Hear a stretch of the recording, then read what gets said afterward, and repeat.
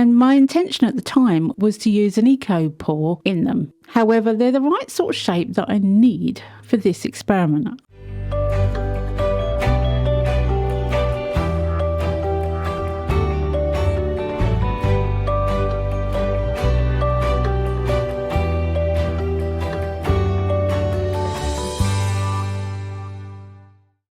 Hey, welcome back to my channel. It's Wendy here from Toonpish Crafts, and I hope you're doing okay.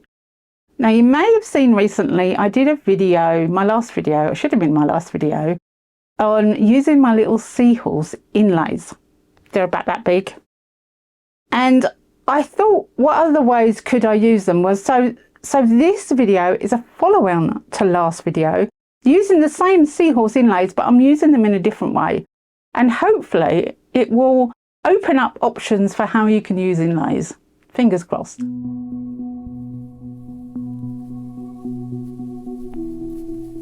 So these are candlestick moulds which I bought back from America when I went to Florida earlier this year. I bought them in Hobby Lobby, and my intention at the time was to use an eco pour in them. However, they're the right sort of shape that I need for this experiment. I'm going to put these little seahorses in the moulds. When I started this, I realised that there's no way I was going to put a proper candle in these candlestick holders, but we'll get to that later. For now, I'm just going to try and put these little seahorses round the edges of these moulds. Now, these are very shiny moulds, and these are very thin seahorses. The silicone is kind of grippy, so it should grip to a shiny surface. And these moulds, in theory, should hold on to these little seahorses even though the moulds are bent. That's my theory. Now, I faffed around putting these seahorses in. I couldn't decide how many I was going to put in on each one, and I moved them around a bit, and I think I put 2 in one and 3 in the other. I kept changing my mind, which is the woman's prerogative at the end of the day. But eventually, I decided where they were going to go, and I was pretty sure they would hold on to the silicone mould. While I was putting these little seahorses in, I did actually realise that the candlestick holes were not straight up. Now, when you're pouring a mould that's going to hold candles, the candle housing needs to be completely straight.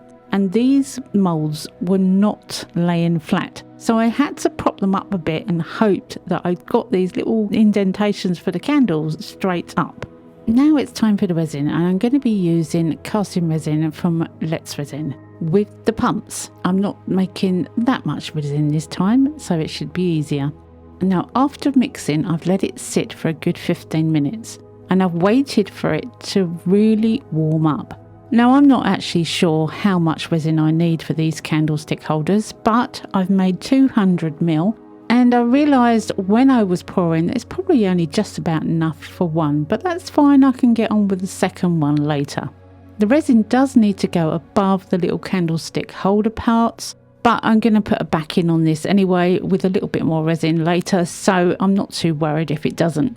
I made sure I got rid of any air that's trapped around those candlestick parts, and then I'm moving on to the next part. Now, I do have a little bit of resin left in the cup, and for some reason I decided to put some blue resin dye in that cup.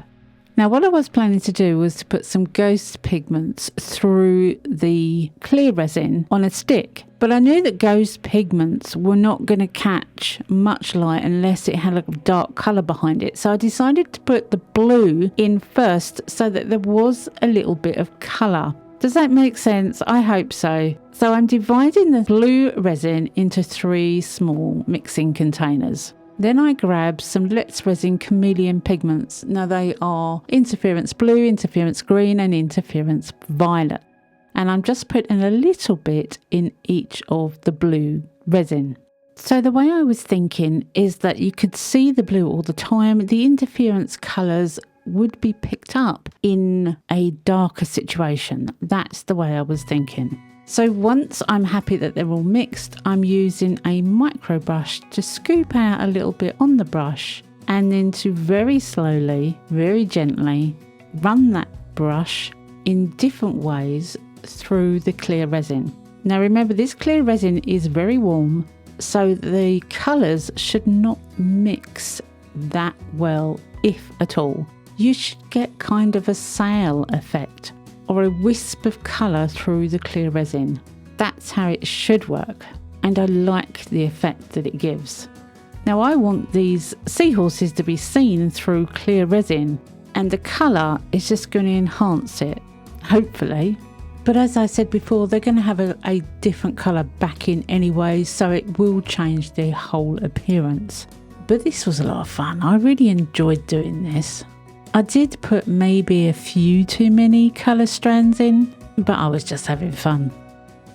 Don't forget, these little inlays are on sale at Toonpish.com, but a lot of inlays are thin enough to use in this way. This is why I'm trying it out, to give you more options on what you can do with your inlays. I have done similar things on flat surfaces with druzy sheets, and they again are extremely thin. But I've never done it with a actual whole animal, if you like. So this is what it looks like once I've done all my blue strands. Now a couple of them do look as if they're sinking, but that's okay. I'm okay with that. You can see slightly the interference colour in it, but again, it will all change once the backing is on.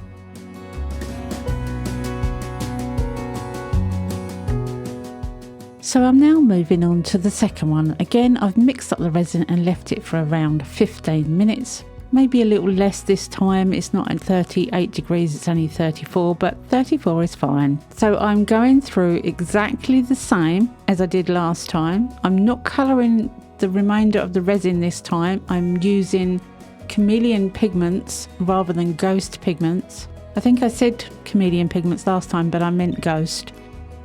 These are chameleon pigments from Let's Resin. They are blue, teal, I'm okay with teal even though it's slightly green, and violet. Roughly the same kind of colours, but in a solid pigment rather than a ghost pigment. So I mix them all up, I get my stick ready, making sure any bubbles from around the candlestick area are eliminated. And there are a couple of bubbles coming up from one of the seahorses, which is a little bit worrying, but there's not really anything I can do about it now. And I start putting my colours through. Now I'm going to whiz through this because obviously you've seen this before, but it is nice to see it going on. It's nice to see it happening, in my opinion. So I'm going to stick it on a little bit fast for you, so you don't get bored, but you can see what I'm doing.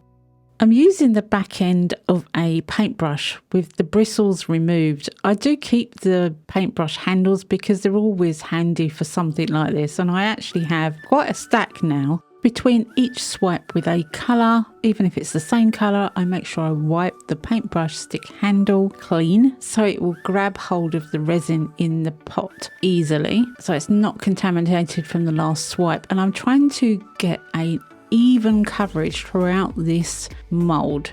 At least with these darker colours you can actually see for yourself where I'm putting the colour. It wasn't so easy with the first one with the ghost pigments. I could barely see it myself, let alone you. I give it a good spray with isopropyl alcohol and I leave them to cure for about 4 to 5 hours.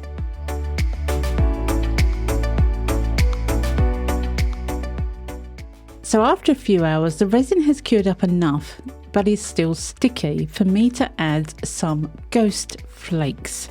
Now I've been researching ghost flakes and I don't actually think I've seen ghost flakes anywhere else. I've had people commenting and sending me links to flakes that say they're ghost flakes, but they're actually little pieces of iridescent plastic. These are flakes and they're the only ones that I can find on the market.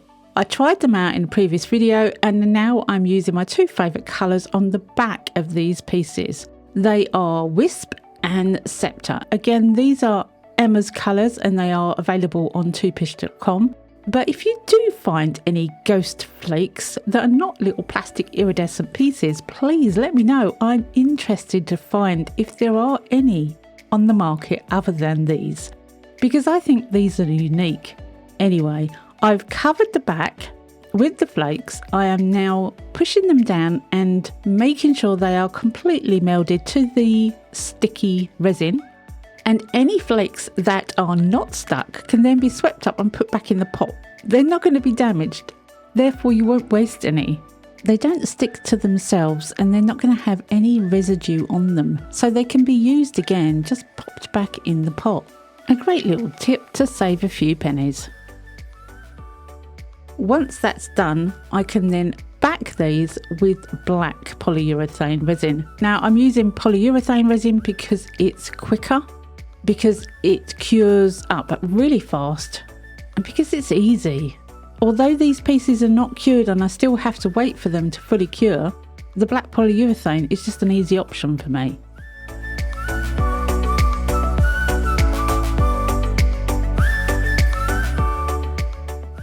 So the following day is demold day, and I was up early, so I decided to demold these quite early in the morning. By the way, the thicker you pour the resin, the quicker it will cure. Did you know that? I was so excited to see how they come out. And now I wasn't sure whether these moulds would come away easily, but they did. The little candle bits came out quite sweet, and when I got them out of the mould, that blue is just stunning. It's wisp and it's like a mirror. It's absolutely beautiful. Now it's time to try and get out the little inlays. Now this is the one, I started with the one that had the bubbles coming from it, so I knew there was going to be one at least where the resin had gone underneath the inlay. Later on I did use heat gun and it makes it so much easier than trying to get it out with a Stanley knife. The resin will, because it's only thin, pop off eventually. That one I came back to later. I happened to start with the most awkward one. The second one came away easily and I had no resin overspill at all, and the inlay was perfect. I've left that one for the time being because I really shouldn't have started with it, but it is what it is, so I'll come back to that later and show you how I got it out. The second one is the Scepter colour. Still not really sure how to pronounce that one. Oh my goodness, look at that blue. It's blue purple, absolutely gorgeous. I'm in love with that colour. Now this little one had a little bit of his tail caught in the resin, but generally speaking they are okay. They haven't drifted up into the main body of the resin at all. It's just going to take a little bit of trimming up around the outside edge. So I got out some nail clippers to try and get the head of this one out. And that's when I was thinking, actually really, heat is my best option here. Really is. I cut the neck of that little inlay by accident, but most of them came out really easily, apart from the edges of some of them that just needed a bit of trimming up. That was it. I was quite happy with that result. Thinking back, I have used druses in more uneven shaped moulds before, and you have this kind of issue with those as well, even though they're extremely thin generally. So I remember thinking back that I have had this issue before, but I do think that putting a little animal on the side of a piece is just going to be so adorable, even though the crystal effect is lovely too, by the way. And I will link that video, if I can find it, in the top right hand corner for you to have a look at. I think it was a light bulb or a pot. Oh, it might have been a pot. I think it was a pot. I did 3 pots. I think that's where it was. The tail of this one was a little tricky. Again, you just need to snip the resin so that you can get it out. I think I lost its tail of this one because I was being impatient. But that colour is amazing, absolutely beautiful. And the wisps of colour inside it are gorgeous. I love these pieces. I absolutely love them. Now this is when I decided that the snippers were not actually going to be beneficial at all. So I got out the huge, very powerful heat gun from Let's Resin, and a couple of little blasts on a low heat with that was enough. That's all it took. This heat gun is so strong. It's not like my normal hairdryer heat gun. It really did the trick.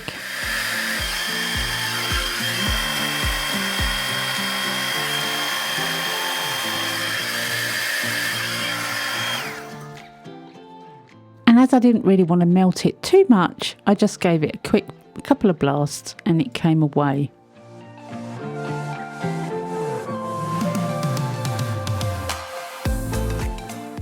Then I spent the next 10-15 minutes cleaning up all the areas, and I am so in love with these pieces. I think they are gorgeous. The wisps of colour are there, you can see them in different angles, but the colours on the background have just made it for me. But these little seahorses are stunning on the side of these candle holders. They look like glass fossils. Just imagine sea glass that has a fossil in it. That's what I can see here. And these have to be one of my favourite ever pieces to make. Now, as I said before, I won't put a live candle in these holes. Even though my candles would have fitted, although slightly wobbly, I won't put them in an open piece of resin. So I had to think to myself, what could I use these for? How could I use these beautiful pieces? And I think I came up with a great idea. I went onto Amazon and I found these, which are metal candle holders. And to my surprise, they fitted the holes perfectly and I glued them in. So now I have a perfect place for my candles. And as they came in a pack of 25, I have lots more to play with and more projects. Anyway, I hope you've enjoyed this one and I hope you've got something out of it. I thoroughly enjoyed making these and I'm in love with the results. Come back and see me next week because you never know what I'm going to be up to. I never know what I'm going to be up to. Have a great weekend, happy crafting, and bye for now.